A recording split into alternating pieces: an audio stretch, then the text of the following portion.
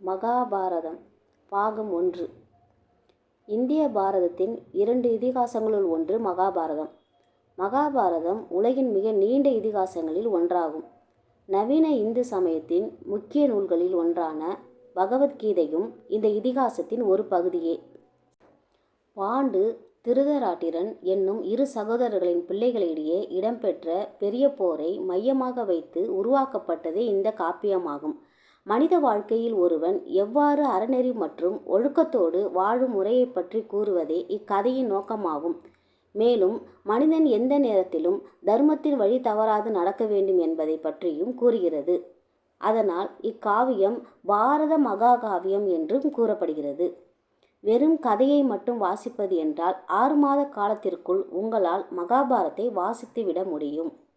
ஆனால் அதிலுள்ள காவித்துவ அழகு, அறச்சிந்தனைகள், பண்பாட்டு சிந்தனைகள் ஆகியவற்றை ஆழ்ந்து படிப்பதற்கு நம்முடைய வாழ்நாள் போதாது.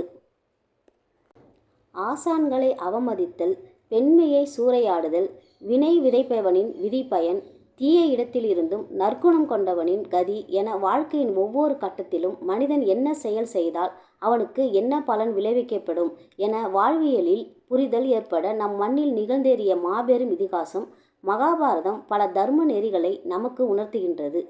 தர்மத்தை கடைபிடித்து வாழ வேண்டும். பல சந்தர்ப்பங்களில் தர்ம சங்கடங்கள் தோன்றி நம்மை நெறி தவற வைக்க பார்க்கும். அத்தகைய தர்ம சங்கடங்கள் விளையும் போது தீங்கை சிறிதும் எண்ணாது தர்மத்தை கடைபிடித்து பண்பால் உயர்ந்து விளங்க வேண்டும் என்பதை மகாபாரதம் பல இடங்களிலும் எடுத்துரைத்து நமக்கு வழிகாட்டுகின்றது. குருச்சேத்திர போர் மகாபாரத காவியத்தில் ஒரு முக்கியமான நிகழ்வாகும். இப்போர் அத்தினாபுரம் அரையனுக்காக பங்காளிகளான கௌரவர்களுக்கும் பாண்டவர்களுக்கும் இடையே குருச்சேத்திரம் என்ற இடத்தில் நடைபெற்றது. இப்போரானது 18 நாட்கள் நடைபெற்றது.